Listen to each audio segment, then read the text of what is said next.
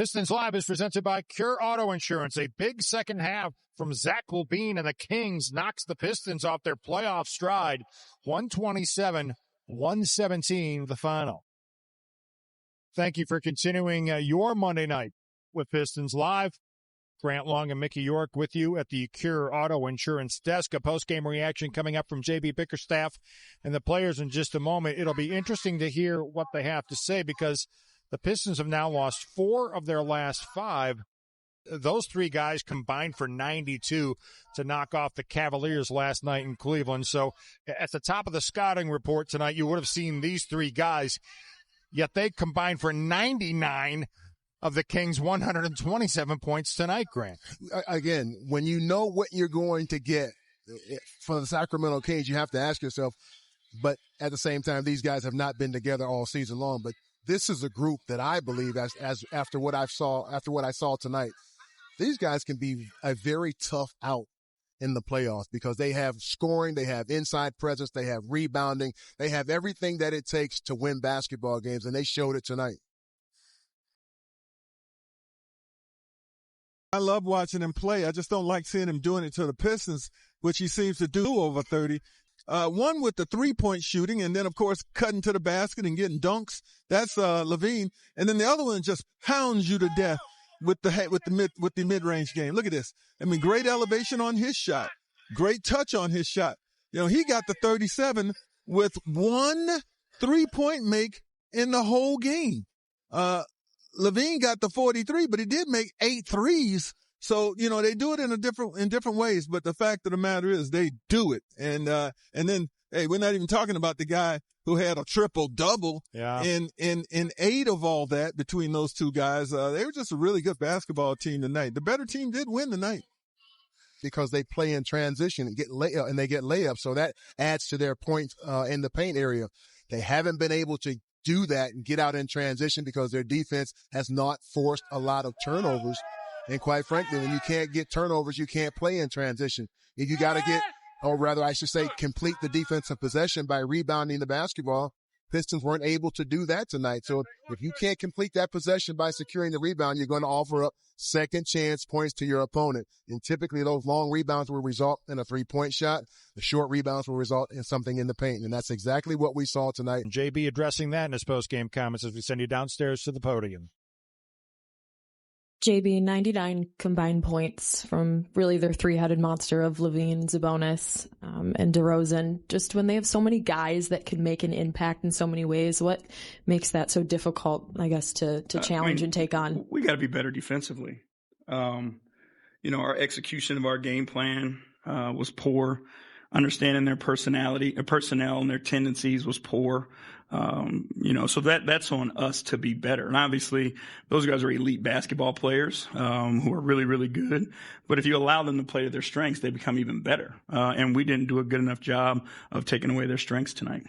Cade seemed like he was given the green light to maneuver and play his game, despite maybe being on a minutes restriction or not going into this week. Where did you see his progress at tonight? I mean, I thought he was good and I thought he handled his minutes well. But again, it's just one of those things that, you know, we're not trying to force. So we'll, you know, continue to manage it, see how he feels tomorrow, see how he feels the next day, and then, you know, expect the increase as he continues to feel better.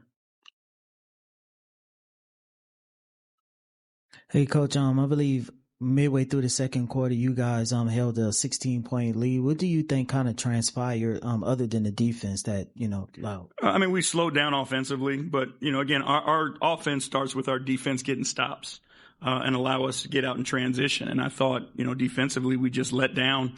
I think, you know, with about 3 minutes to go in the second quarter, they had 14 points that quarter, and then scored 10 points quickly to finish it out, which kind of eliminated our lead. So again, you know, all this stuff with us starts with defense, and we have to engage defensively. We have to lock in defensively.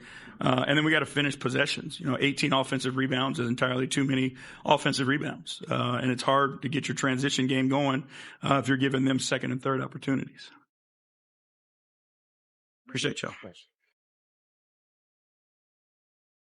Cade Cunningham ended up leading the Pistons with 35 points this evening. When we continue, we'll hear from him following the Pistons' 127-117 loss to the Sacramento Kings.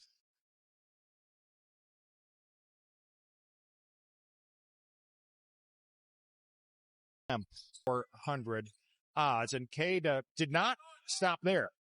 He would go on to score 33 more points tonight en route to a team-high 35. I think he's fully healthy. I'm not overly concerned about the injury that sidelined him for a few games. It looks like he is just trying to knock some of the rust off from sitting for a minute, but I think he'll be... Their paint production tonight on a night when the Pistons took 39 three-point attempts. Cade has made his way to the podium to discuss tonight's loss to the Kings. His post-game comments presented by Cure Auto Insurance.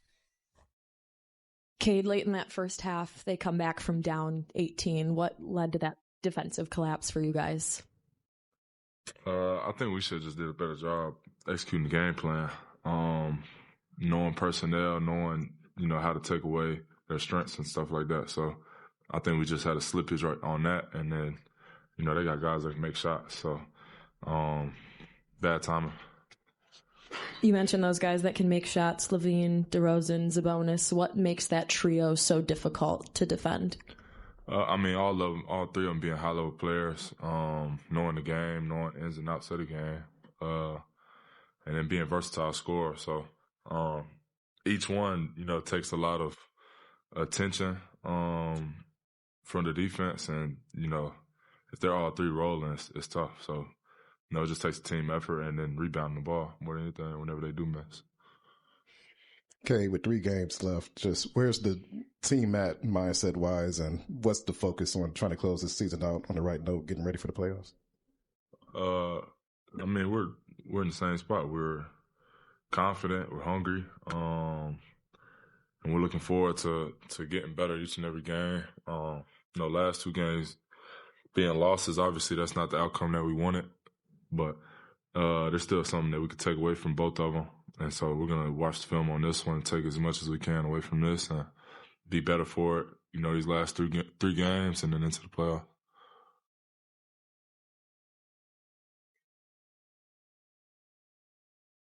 Right now, the Pistons locked into 6 and looking ahead to a potential first-round playoff matchup when the New York Knicks come calling on Thursday here at Little Caesars Arena.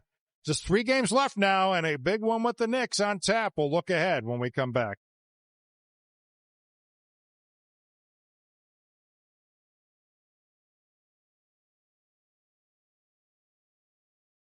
As it stands right now, we'll host the Pistons in the first round of the Eastern Conference playoffs.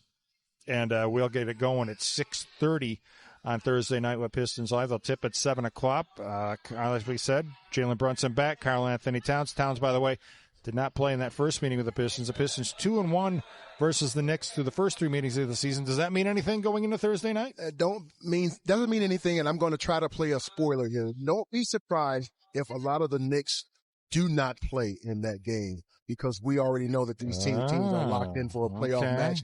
Maybe something in gamesmanship. You may not see a lot of the Knicks play. Well, way to snuff out my fuse, Grant. Once again, the final tonight, the Kings 127, the Pistons 117. For all of us at FanDuel Sports Network, thanks for watching. Good night, kids. Good night, Romulus.